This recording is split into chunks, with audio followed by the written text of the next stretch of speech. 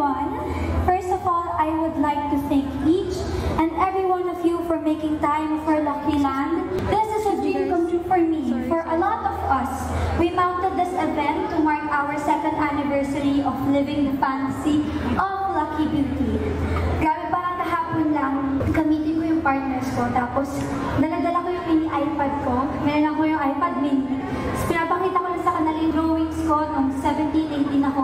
Pinapakita ko kung ano yung gusto ko mag-itsura ng makeup brand ko, kung magkakaroon man ako ng sarili makeup brand. Kung feeling sila na sumugal for me. Nandito na tayo ngayon from my iPad mini. Dito na tayo at kasama ko kayong lahat. So thank you so much talaga. I don't know if you guys are familiar with this, but there's a TikTok trend called I Met My Younger Self for Coffee. Alam niyo ba yan, guys? Sa mga hindi pa nagti-TikTok, explain ko na lang sa inyo. From my own understanding, the trend is about imagining a scenario where your current self meets your younger self over coffee. Sa video, they include heartfelt messages, words of encouragement, or even apologies to their past selves, highlighting how much they've grown or what they wish they could have done or told themselves back then. If I were to meet my younger self, I wouldn't bring her sa coffee shop. I would love to bring her here.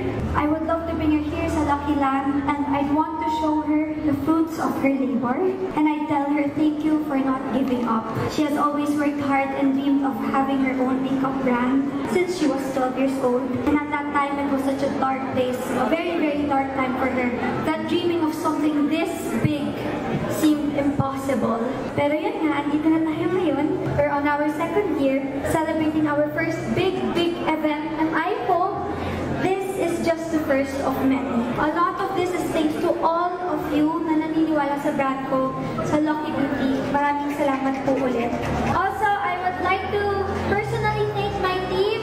Lahat po sila very passionate about the brand and creating beautiful things for all of you guys. We are where we are dahil po sa kanila. At aaminin ko, these past few weeks, sobrang na-overwhelm ako sa lahat na nangyayari. Kung hindi niyo po alam, kakapasok ko lang sa isang show. Tapos, ang script sa Batang Quiapo. So, kailangan talaga present yung utak ko sa scenes, sa taping. Habang inaayos ko yung Lucky Land. Habang inaayos ko din yung birthday ko.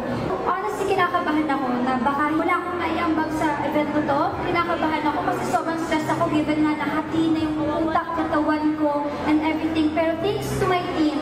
Thank you talaga sa team ko kasi keep me grounded and they help me with everything. Thank you so much sa inyo. Alam niyo yan. Of course, I want to thank God for giving me this dream and blessing me with the people to build it with and share it.